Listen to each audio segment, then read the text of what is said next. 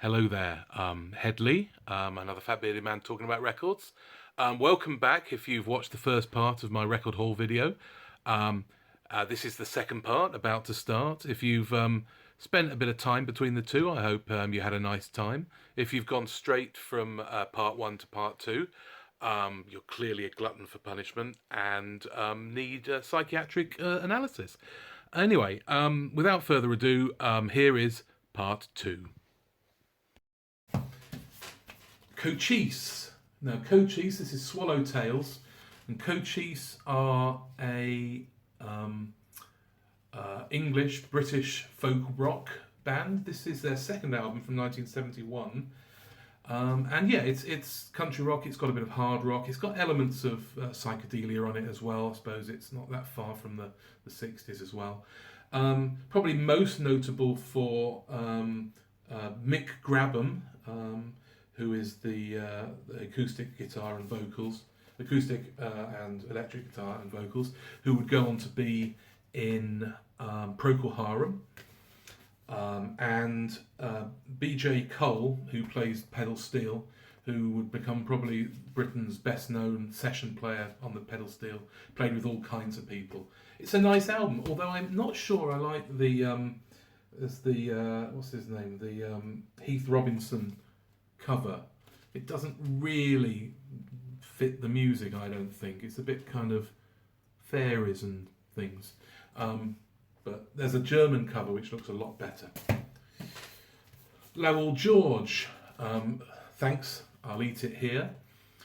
This is from 1979. Lowell George started out in the Zappers, Mothers of Invention. Played with them for a while until getting the sack, mainly because he didn't fit in particularly, and he started Little Feat after that. This is a solo album he recorded in '79. He died not long afterwards. I think a heart attack. And I love the cover with it's the kind of pastiche of Manet's Luncheon on the Grass, and what you've got, if you can see. You've got Bob Dylan, Fidel Castro, and Marlene Dietrich there, and I love the way that Lowell George is kind of in his bathrobe, or it's just the idea he's just sort of swanning around the house in his dressing gown. It's a nice album. When I originally heard this, I didn't like it, mainly because I was looking for sort of country music, and at the time it's not very country. Like Little Feat isn't very countrified either. Yeah, it's a lovely album. It's got some great tunes on it. It's got a couple of songs by him, a couple of songs that Little Feat recorded earlier, worth seeking out. Talking about worth seeking out, I've got a Cher album. Now this is originally called what's it called? I've written it down. 3614 Jackson Highway. It was released in 1969 originally. This is, I think, 69, don't quote me. Yeah, 69 on Atco. Now, this is a 74 repress called just the Star Collection on MIDI Records. It's German. But I bought this because the original album goes from anything from 30 quid for a bad copy up to £100. And the reason why is this is a very sought after album from Cher, because actually what it is it's recorded at Muscle Shoals. So it's got that kind of country funk soul to it, much like Dusty in Memphis has. And it's got some great covers on here. It starts with For What It's Worth, a Buffalo Springfield song, and that's really funky and good.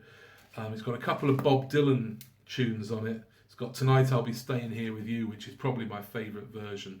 A very laid back country, sort of southern soul version. I Threw It All Away is on here as well. And Lay Baby Lay, not Lay Lady Lay, Lay Baby Lay. It's also got Do Right Woman, Do Right Man by Dan Penn and Chips Moman. And Sitting on the Dock of the Bay. listen to this album, check it out on YouTube. I'll perhaps put a link to some of the tracks from it, because it's worth picking up if you ever see it. For me, it's Cher's finest moment. Okay, moving along. Jimmy C. Newman and Cajun Country, The Happy Cajun. I love that cover. I love that cover. So this is, like it says, it's Cajun Country. It's kind of rockier, almost country rock Cajun. And this is from 1979. This is on the Shelby Singleton Corporation. Oh yeah, and it's a collector's edition on green on the Plantation Records label. I've got a Ryan record that's, I think, on the same label. That's gold, I think. Nice stuff. I've been getting into Cajun recently, and so it's nice to hear this sort of countrified, rocky Cajun. Interestingly enough, what it's got on it, it's got a couple of songs by a guy called Gib Gilboa, and Gib Gilboa was a guy who was sort of in many, kind of a big figure actually in country rock. He was in Swampwater, and then he was who were the backing band for Linda Ronstadt, and then he became a member of the Flying Burrito Brothers. And what we have on here, we've got a song called Big Bayou, or Bayou, I can't pronounce these words, and Sweet Susanna, which, Big Bayou has been recorded by all kinds of people. Swampwater did it, the Flying Burrito Brothers did it, I've got a list of here. Bobby Womack did a recording of it, and so did Rod Stewart, and Roy Wood. So that's a really nice album. Now, unfortunately, and I don't know why I did this, I bought this different cover. This is a UK edition of the same album on Charlie Records. What did I say, from 79? Yeah. So I bought two copies, and annoyingly, this record is better than the other one. But of course, which cover are you going to go for? I know which cover I'm going to go for. Anyway, there you go. So Jimmy C. Newman, worth checking out. On a going on about Cajun, we've got Doug Kershaw. This is from 71. Doug Kershaw probably did more to popularize Cajun music, sort of mixing it with country as well. So this one's got sort of all kinds of sort of funky country Cajun sounds on it. Great stuff. I've been picking up quite a bit of Doug Kershaw recently, as seen here. This one's just called Doug Kershaw actually, and it's from 71. This is from 72, and this is called Devil's Elbow. And again, this has got some funky stuff on it. It's got a great version of Jamestown Ferry on it. Most songs written by him, really good, and in its shrink wrap. And I like the it's got one of these. I don't know, you probably won't see this in America, but it's an import duty sticker. So it's specially imported, and you have to pay 10p, which goes to the performing rights in Britain. So now, let me show you something. For those of you who keep your records in shrink wrap, this has got a definite bend on it, and yeah, it's like that. And I don't like that, so I'm going to take that off. It's been in shrink wrap since 1972. Nay more. That's good. But yeah, lovely stuff. Pick up any Doug Kershaw album. They're all marvellous. Speaking of Doug Kershaw, his brother, Rusty Kershaw, appears on this. On the Beach. Clearly don't have to say anything about this. Neil Young, 1974, is it? I think it is, yes. And yeah, and I picked this up. I was unfamiliar with it because for a long time it was unavailable on CD, and only original copies were available, and eventually it got re-released. So it's probably one of Neil Young's, from Neil Young's heyday, one of his albums that I know the least. I suppose I know the track On the Beach quite a lot, idiot.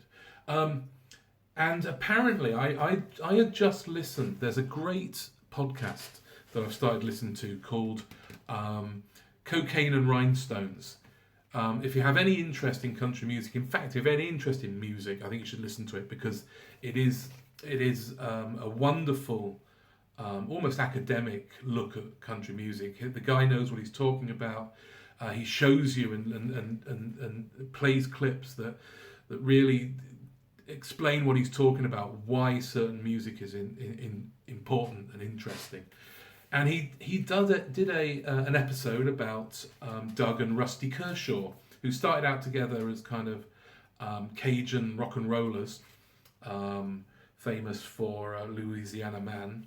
And they told the story about Rusty Young, and in fact, it's not Rusty Young, 10 points if you know who Rusty Young is. And what you have in here is the original inner sleeve actually has liner notes by Rusty Kershaw, and basically, I don't want to say too much, but basically they say that Rusty Kershaw, that's actually his album. I mean, I'm sure there's a lot of people that disagree. I mean, Neil Young sings on it all, of course, but apparently Rusty was all over it, and even though he only appears on a couple of tunes, but he was basically holding court, and everyone was rather scared of him. Okay, just a couple of new releases, or newer albums. This is American Goldwing by Blitz and Trapper. They're a lovely kind of southern rock, folk rock, country rock group. This is probably my second or third favourite album by them, but I saw it going cheap, so I thought I'd buy it. It's on Sub Pop, and it was released in 2011. I don't think there's any point in me taking it out. Good album, check it out. There's some great tunes on here. Girl in the Coat's great ballad, and there's some rocky stuff on here as well. Check out Blitz and Trapper if you haven't heard them before. Okay, finally, I'm going to do a quick show of the box set, The Byrds Pre-Flight. This is a 3-disc box set. Originally, Pre-Flight was released in 1969, and I kind of get the idea that Chris Hillman is no fan of that release, because he said the only thing, Jim Dixon, who was the original producer and the guy who put the Byrds together, released it, and without the band's sort of backing, I suppose, because he owned the tapes, and it was released in 1969, and Chris Hillman has said the only thing that Jim Dixon was good at was re-releasing old material, and he did, and so it was released in 1969. This is a complete set of early recordings of the Byrds, so pre Mr. Tambourine Man. In fact, it has early version of Mr. Tambourine Man on here. And interestingly enough, if you look inside, is the sleeve actually shows that you've got what's his face? Crosby. Look at him. Look at Crosby on there. McGuinn and Gene Clark. So that's before Chris Hillman actually joined them. So it's very early on. Now it's got a sort of a notes, but it's not particularly. I'd like there to be more information actually, because clearly they're selling this as Chris Hillman does not appear on many of these pictures, and he's not mentioned. Funnily enough, he's not even mentioned inside. So I wonder if it's because he insisted on his name being taken off. I don't know, but it's some great stuff. It's early Byrds, proto Byrds. A lot of it sounds a bit like the Beatles. because clearly they were emulating that Beatles sound to begin with. So anyway, this is nearly half an hour. So in fact, it is just coming up to half an hour. So I'm going to finish this before we get to half an hour. So pre-flight, it's on. Oh, what's it on? What label's it on? It's on Floating World, and it was released as this version in 2012. So thank you for your patience. That's a bloody long video, but I wanted to get through everything, and God knows when I'm going to be doing another video. So until then, I see you again in God knows where I'll be. Bye bye for now.